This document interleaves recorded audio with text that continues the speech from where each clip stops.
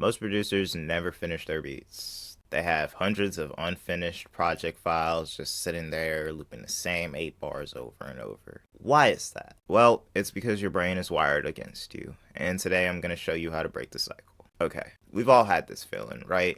You sit down to cook up, you might get a solid melody going, drum pattern or whatever, and then you start tweaking it, adding more layers, changing shit up 50 times, and before you know it, you're stuck. The beat never feels good enough.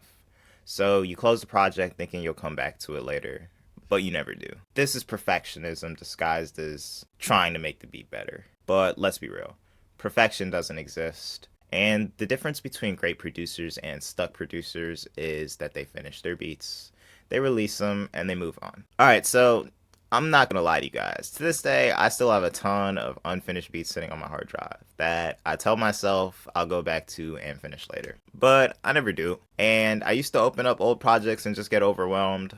Should I change something? Should I add another layer?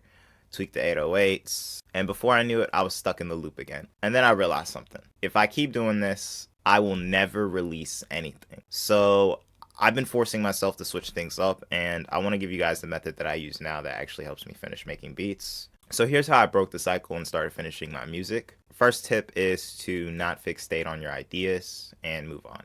You know, if I feel like I'm stuck on an idea, I'm not going to waste my time forcing it to come out. Instead of tweaking every layer forever and ever and ever, I'm going to just move on to the next beat. And, you know, that's okay. Sometimes coming back with fresh ears may make all the difference. Second thing I think is useful is to set a timer. You know, give yourself 30 to 60 minutes. And I kind of do this mentally already. If I find myself too stuck in a loop, I just move on. So yeah, set a timer, give yourself 30 minutes, 60 minutes.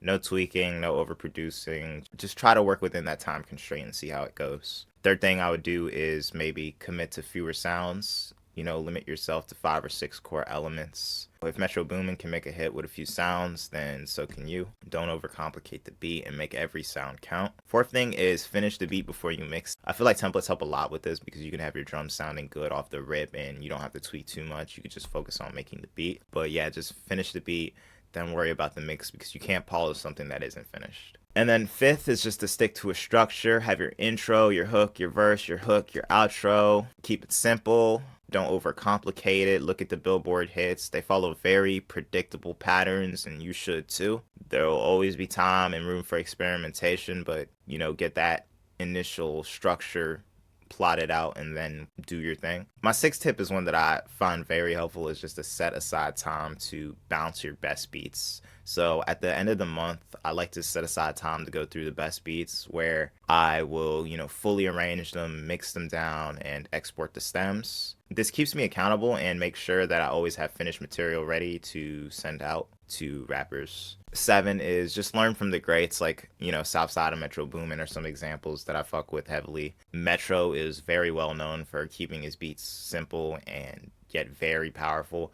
He focuses on the core elements of a track and he doesn't really overthink shit. And then there's Southside from 808 Mafia, who's, you know, said in his interviews that he moves pretty fast, and if an idea isn't working, he isn't going to force it. One thing both these producers share is the prioritization of speed and efficiency over perfection, and that's why they have consistent fire beats ready for release, while others are stuck on tweaking them, right? And my last message is literally like I'm saying, like, move on. Like, done is better than perfect. Upload it, send it out, archive it, and then get on to the next beat, bro. Every beat is not going to be a hit. It's not possible.